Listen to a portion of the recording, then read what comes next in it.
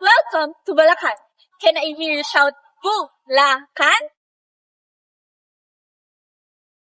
Great!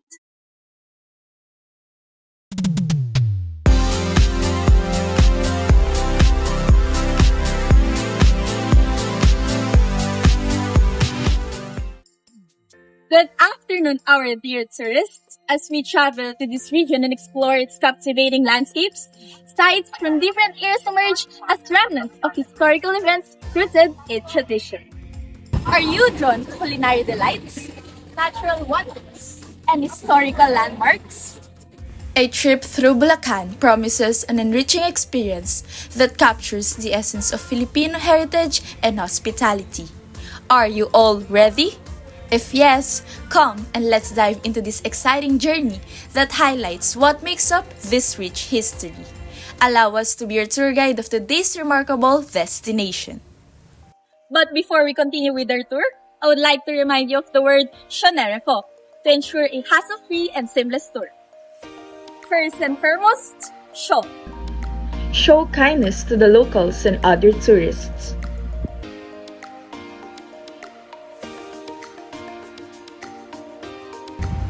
Secondly, next. Never leave your belongings unattended, particularly your wallets and gadgets. Thirdly, re. Kindly refrain from discarding your trash anywhere. Keep in mind the phrase, clean as you go, or clay go. And finally, cho. Follow the body system to ensure that nobody gets lost. Move in pairs. Find your partners. Now, is everything clear? The province of Bulacan is where your tour guide standing in front of you came from. It has 21 municipalities, 3 cities, and a total of 569 barangays. Did you also know that Bulacan is also part of the 8 rays of the sun in our Philippine flag, which represent the 8 provinces that took part in the revolution against Spain? It began in the 10th century when Arab and Chinese traders came to Bulacan as entrepot during the reign of Tang emperors. With its intensifying influences, Bulacanos became expert seafarers in the 11th and 12th centuries. These fisherfolk lived in the sea until they settled on the coast of Manila Bay. Later, they moved inland and become farming as a new source of livelihood. These people learned that living inland is more sustainable, so their population flourished and now is called Bulacan Province. Amazing, right? Some people think that the word Bulacan is originated from the Tagalog word bulak, which means cotton. According to another idea, the word Bulacan may have originated from the Tagalog word bulahan, which means blessed. Whatever the true origin may be, one thing is for sure. As a Bulacania, I can proudly say, Bulacan, tunay ngang babalik-balikan.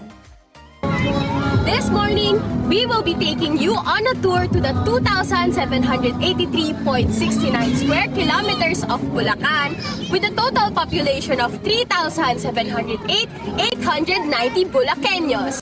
For those who live near the city center of our country, Manila, there is a distance to kilometer zero of 73.0 kilometers, which is approximately 1 to 2 hours travel time only. In the heart of the Philippines lies Bulacan Province, a melting pot of cultures and traditions, wherein it is a home to diverse ethnic groups like Tagalogs, Kapampangans, and Aitas. Bulacan's cultural tapestry is woven in their unique contributions. Bulacan people are renowned for their warmth, hospitality, resilience, and pride in their identity, making it one of the country's culturally significant provinces. But of course, as we welcome you here in Bulacan, you should not be afraid to showcase your dance moves. First up, Singkaban Festival.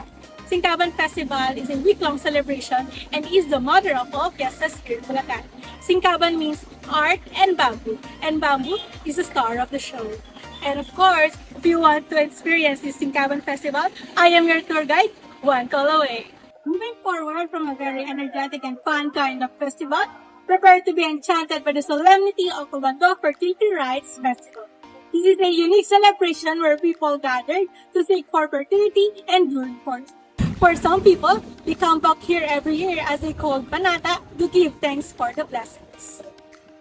Now, let's proceed to the rituals and tribal wear. In the town of Bulacan, there is an event called the Kip, which translates to arrest in English.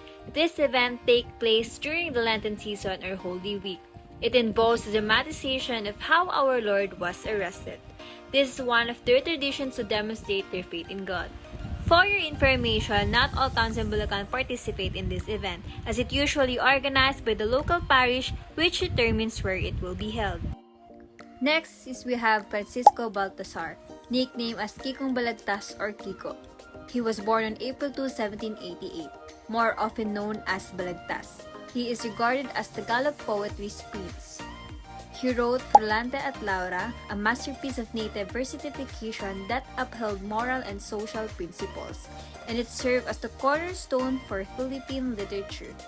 He is widely considered one of the greatest Filipino literacy laureates for his impact on Filipino literature.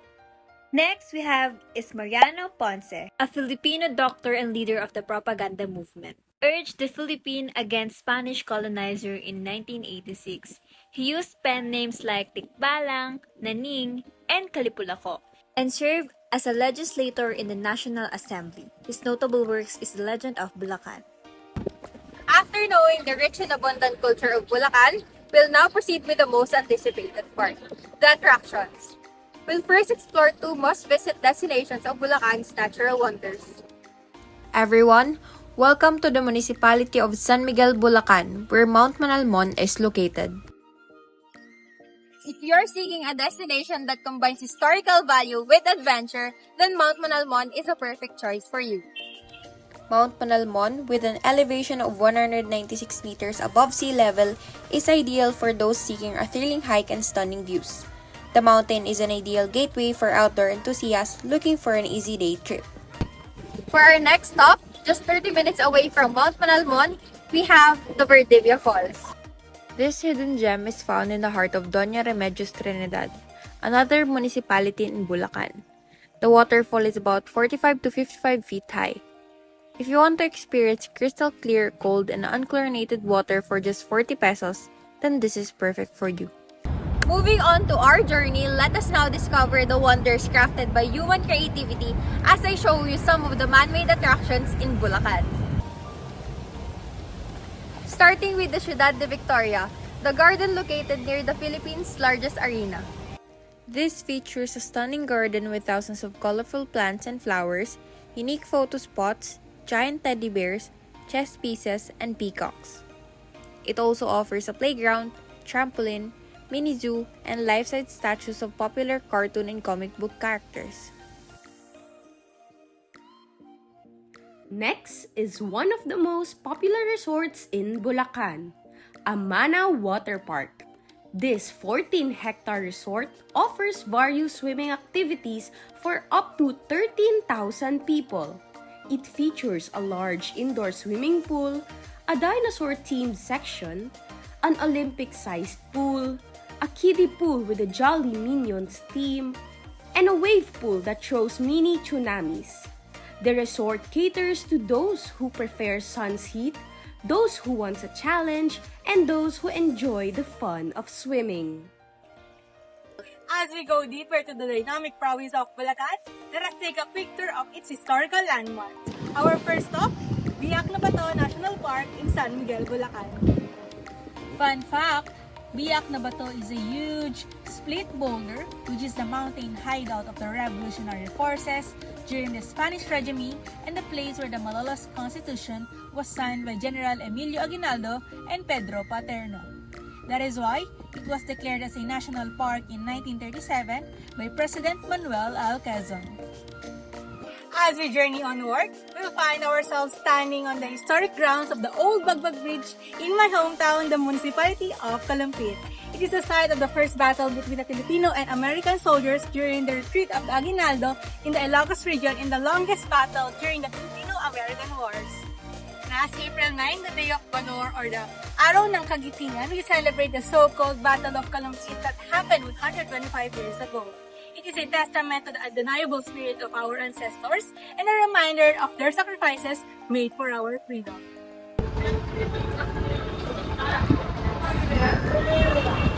Now, let's journey to Baraswain Church, often hailed as the cradle of democracy of the East. Inside the Baraswain Church, you'll find a peaceful and grand space. When you're inside, you can feel history all around you. Being inside Baraswain Church is like feeling connected to our past and our Filipino spirit. It is here that is First Philippine Congress convened on September 15, 1899, making a very special moment in our nation's quest for independence. Also, another trivia, you can find our Baraswain Church in our 200 peso bill. As we continue our adventure, let's make a stop at Silas ng Bulacan Cultural Center. Let's go!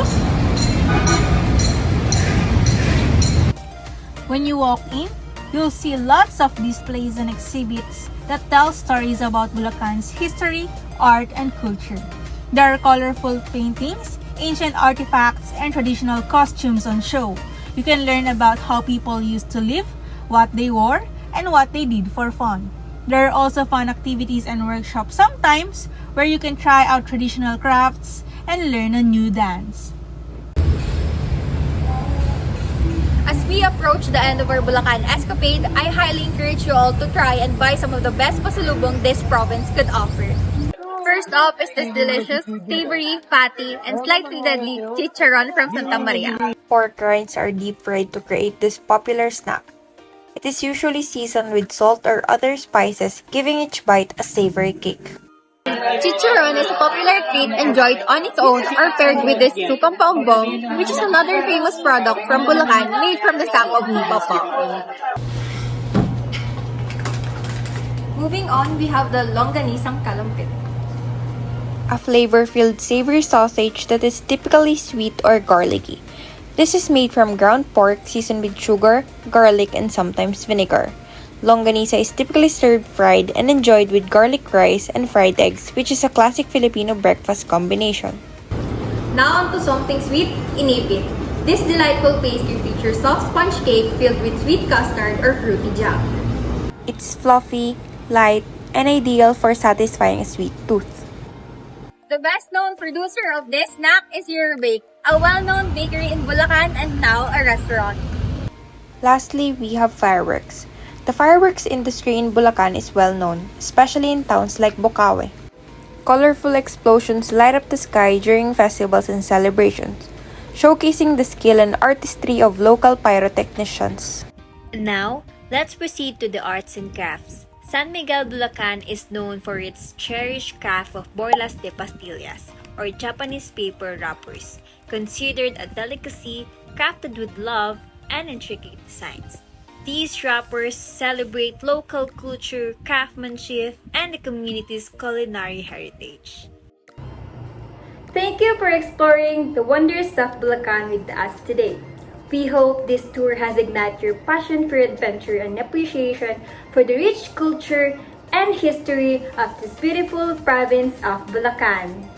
Remember, there's always more to discover in Bulacan. Until our next adventure, thank you everyone! Bye-bye!